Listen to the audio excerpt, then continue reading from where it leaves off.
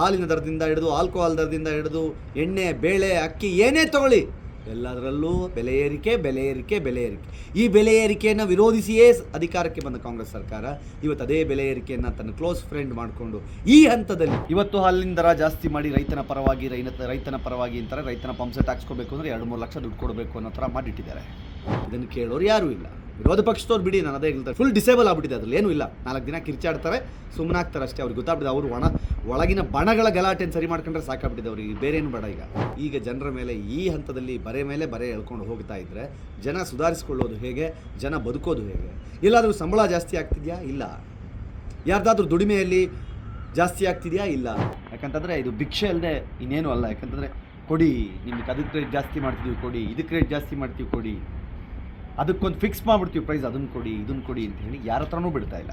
ಹಾಲಿನಿಂದ alcohol ಯಾವುದರಲ್ಲೂ rate ಕಮ್ಮಿ ಇಲ್ಲವೇ ಇಲ್ಲ. ಎಲ್ಲದಕ್ಕೂ ಜಾಸ್ತಿ ಏರಿಸ್ತೀವಿ. ಆಲ್ಕೋಹಾಲ್ ಅಂತೂ ಯಾರು ಕೇಳಲ್ಲ ಬಿಡಿ. ಆಯಿತು. ನಮಸ್ಕಾರ, ಸ್ಪೀಡ್ ಪ್ಲಸ್ ಕರ್ನಾಟಕದ ವಿಶೇಷ ಕಾರ್ಯಕ್ರಮಕ್ಕೆ ಸ್ವಾಗತ. ನಾನು ನಿಮ್ಮ ಕಿರಿಕೀರ್ತಿ. ನೋಡಿ, ನನ್ನ ಹಿಂದೆ ಇಷ್ಟೆಲ್ಲ ಮನೆಗಳಿದಾವಲ್ಲ, ಆ ಮನೆಯವರೆಲ್ಲ ಸ್ವಲ್ಪ ಬೇಜಾರಾಗ್ಬಿಟ್ಟಿದ್ದಾರೆ. ಈ ಮನೆಯವರು ಮಾತ್ರ ಅಲ್ಲ, ಕರ್ನಾಟಕದ ಮೂಲೆಯಲ್ಲಿರುವ ಗ್ರಾಹಕರ ಮನೆಯು ಈಗ ಬೇಸರದಲ್ಲಿದೆ. ಅದಕ್ಕೆ ಕಾರಣ ಹಾಲಿನ ದರದಲ್ಲಿ ಏರಿಕೆ. ನೋಡಿ, ಗ್ಯಾರಂಟಿ ಬಂದ ಮೇಲೆ ಏನೂ ಎಫೆಕ್ಟ್ ಆಗ್ತಾ ಇಲ್ಲ, ಎಲ್ಲ ಸ್ಮೂತಾಗಿ ನಡೀತಾ ಇದೆ ಅಂತ ಸರ್ಕಾರ ಎಷ್ಟು ಹೇಳಿದ್ರೂ ಸಹಿತ ಅಧಿಕೃತವಾಗಿ ಗ್ರಾಹಕರ ಹತ್ರ ಅಥವಾ ಈ ರಾಜ್ಯದ ಜನರ ಹತ್ರ ಅಧಿಕೃತ ಭಿಕ್ಷೆಯನ್ನು ಬೇಡೋದಂತೂ ತಪ್ಪಿಲ್ಲ. ಯಾಕಂತಂದರೆ ಇದು ಭಿಕ್ಷೆ ಅಲ್ಲದೆ ಇನ್ನೇನು ಅಲ್ಲ. ಯಾಕಂತಂದರೆ ಕೊಡಿ, ನಿಮಗೆ ಅದಕ್ಕೆ ರೇಟ್ ಜಾಸ್ತಿ ಮಾಡ್ತಿದ್ದೀವಿ ಕೊಡಿ, ಇದಕ್ಕೆ ರೇಟ್ ಜಾಸ್ತಿ ಮಾಡ್ತೀವಿ ಕೊಡಿ, ಅದಕ್ಕೊಂದು ಫಿಕ್ಸ್ ಮಾಡಿಬಿಡ್ತೀವಿ ಪ್ರೈಸ್, ಅದನ್ನು ಕೊಡಿ ಇದನ್ನು ಕೊಡಿ ಅಂತ ಹೇಳಿ ಯಾರ ಹತ್ರನೂ ಬಿಡ್ತಾ ಇಲ್ಲ. ಇವತ್ತು ಹಾಲಿನ ದರ ಜಾಸ್ತಿ ಮಾಡಿ ರೈತನ ಪರವಾಗಿ ಅಂತಾರೆ. ರೈತನ ಪಂಪ್ಸೆಟ್ ಹಾಕ್ಸ್ಕೋಬೇಕು ಅಂದರೆ 2-3 ಲಕ್ಷ ದುಡ್ಡು ಕೊಡಬೇಕು ಅನ್ನೋ ಥರ ಮಾಡಿಟ್ಟಿದ್ದಾರೆ. ಹೆಸರು ಯಾರದ್ದೋ, ನಷ್ಟ ಯಾರಿಗೋ, ಲಾಭ ಇನ್ಯಾರಿಗೋ. ರಂಗನಾಥ್ ಸರ್ ಇದನ್ನು ತುಂಬ ಚೆನ್ನಾಗಿ ಹೇಳ್ತಾ ಇದ್ರು ನನ್ನ ಪಬ್ಲಿಕ್ ಟಿವಿ ಸ್ಟುಡಿಯೋದಲ್ಲಿ ಕೂತ್ಕೊಂಡು.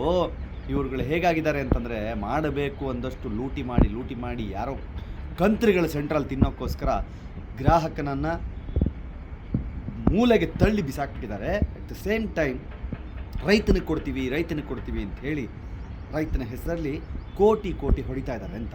ಈಗ ಏಕಾಏಕಿ 4 ರೂಪಾಯಿ ಹಾಲಿಗೆ ಜಾಸ್ತಿ. ಆದರೆ ಅದಕ್ಕೆ ಮುಂಚೆ ಇನ್ನೊಂದೇನು ಇತ್ತು ಅಂದರೆ 50 ml ಜಾಸ್ತಿ ತೊಗೋಬೇಕು. ಅಂದರೆ 550 ml ಕೊಟ್ಬಿಟ್ಟು 2 ರೂಪಾಯಿ ಜಾಸ್ತಿ ಅಂತೇನೋ ಮಾಡಿದರು. ಅಂದರೆ ಅವಾಗ ಅವ್ರ ಪ್ರೊಡಕ್ಷನ್ ಜಾಸ್ತಿ ಇತ್ತು, ಹಾಗಾಗಿ ತಗೋಬೇಕು. ನೀವು ಅಷ್ಟೇ ತಗೋಬೇಕಂದ್ರೆ ತಗೋಬೇಕು. ನಿಮಗೆ ಬೇಕಾ ಬೇಡವಾ ನಾವು ಅದನ್ನು ಕೇಳೋಲ್ಲ.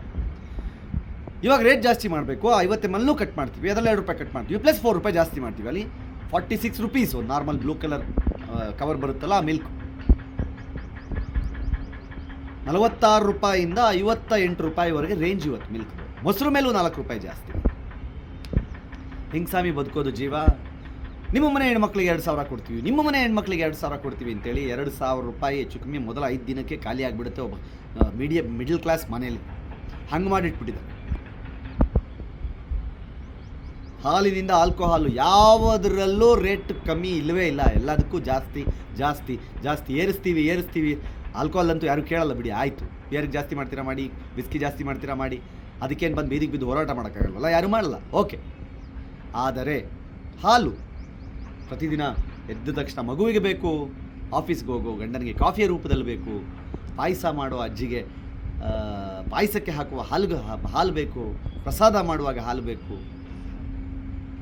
ಮೊಸರು ಮಜ್ಜಿಗೆ ಎಲ್ಲದಕ್ಕೂ ಜಾಸ್ತಿ ಮಾಡಿರ್ತೀವಿ ನಾವು ತಲೆನೇ ಕೆಡಿಸ್ಕೊಳ್ಳಲ್ಲ. ನಮಗೆ ಇವಾಗ ದುಡ್ಡು ಬೇಕು. ಬರ್ಬಾತಾಗ್ತಾಯಿದೆ, ಗೊತ್ತಾಗ್ತದೆ. ನಾವು ಬೇರೆ ಸ್ಟೇಟ್ಗಳಲ್ಲಿ ಆಲ್ರೆಡಿ ನೋಡ್ತಾ ಇದ್ದೀವಿ, ಎಲ್ಲೆಲ್ಲಿ ಉಚಿತ ಅಂತ ಕೊಟ್ಟರು ಅವರೆಲ್ಲ ಸರ್ವನಾಶ ಆಗಿದ್ದನ್ನು ನೋಡ್ತಾ ಇದ್ದೀವಿ. ಈಗ ಇವರು ಅದನ್ನು ಡ್ಯಾಮೇಜ್ ಕಂಟ್ರೋಲ್ ಮಾಡ್ಕೊಳ್ಳೋಕ್ಕೆ ನಮ್ಮ ಭಾಗ್ಯಗಳು ನಮ್ಮನ್ನು ಉಳಿಸ್ಬೇಕು, ನಮ್ಮ ಭಾಗ್ಯಗಳನ್ನು ನಾವು ಉಳಿಸ್ಕೋಬೇಕು ಅನ್ನುವ ಕಾರಣಕ್ಕೆ ಗ್ರಾಹಕನ ಮೇಲೆ ಬರೆ ಹಾಕ್ತಾನೆ ಬರ್ತಾ ಇದ್ದಾರೆ. ಇದನ್ನು ಕೇಳೋರು ಯಾರೂ ಇಲ್ಲ. ವಿರೋಧ ಪಕ್ಷದವ್ರು ಬಿಡಿ, ನಾನು ಅದೇ ಹೇಳ್ತಾರೆ, ಫುಲ್ ಡಿಸೇಬಲ್ ಆಗ್ಬಿಟ್ಟಿದೆ. ಅದ್ರಲ್ಲಿ ಏನೂ ಇಲ್ಲ. 4 ದಿನ ಕಿರ್ಚಾಡ್ತಾರೆ, ಸುಮ್ಮನಾಗ್ತಾರೆ ಅಷ್ಟೇ. ಅವ್ರಿಗೆ ಗೊತ್ತಾಗ್ಬಿಟ್ಟಿದೆ ಅವರು ಒಳಗಿನ ಬಣಗಳ ಗಲಾಟೆಯನ್ನು ಸರಿ ಮಾಡ್ಕೊಂಡ್ರೆ ಸಾಕಾಗ್ಬಿಟ್ಟಿದೆ ಅವ್ರಿಗೆ. ಬೇರೇನು ಬೇಡ. ಈಗ ಈ ತರಹದ ಒಂದು ವಿರೋಧ ಪಕ್ಷ, ಆಮೇಲೆ ಈ ಥರದ ಜನರ ಮರವು, ಮಾಧ್ಯಮಗಳು ಅಷ್ಟೇ 3-4 ದಿನ ತೋರಿಸ್ಬೇಕು, ಆಮೇಲೆ ಅವ್ರ ಮನೆಗೂ ಅದೇ ಹಲೆ ಬರಬೇಕಲ್ಲ. ಸೊ ಹೀಗಿರುವಾಗ ಹಾಲಿನ ದರ ಇಷ್ಟು ಜಾಸ್ತಿ ಆದಾಗ ಪ್ರಶ್ನೆ ಮಾಡುವವರು ಯಾರು? ಎಷ್ಟು ದಿನ ಅಂತ ಪುಕ್ಷಟೆ ಕೊಡೋಕ್ಕಾಗುತ್ತೆ ಅಂತ ಡಿ ಕೆ ಶಿವಕುಮಾರ್ ಅವರು ಹೇಳ್ತಿದ್ದಾರೆ. ರಾಜಣ್ಣ ಅವ್ರು ಫ್ರೀಯಾಗಿ ಕೊಡೋಕ್ಕೆ ನಾವೇನು ಮಿಷಿನ್ ಇಟ್ಕೊಂಡು ಕೂತಿದ್ದೀವ ಅಂತ ಕೇಳ್ತಾ ಇದ್ದಾರೆ. ಹೌದು ಸ್ವಾಮಿ, ನೀವು ಅವಾಗ ಮಿಷಿನ್ ಬರುತ್ತೆ ಅಂತನೋ ಅಥವಾ ಎಷ್ಟು ದಿನ ಫ್ರೀ ಕೊಡೋಕ್ಕಾಗುತ್ತೆ ಅನ್ನೋದನ್ನು ಅವಾಗ ಆ ಕಾಕಂಗೂ ಫ್ರೀ, ಈ ಕಾಕಂಗೂ ಫ್ರೀ, ಅವಳಿಗೂ ಫ್ರೀ, ಅಲ್ಲಿಗೋದ್ರೂ ಫ್ರೀ, ಇಲ್ಲಿಗೆ ಬಂದರೂ ಫ್ರೀ ಅಂತ ಹೇಳುವಾಗ ಎಲ್ಲಿ ಹೋಗಿತ್ತು ಅಂತ ನಮ್ಮ ಪ್ರಶ್ನೆ.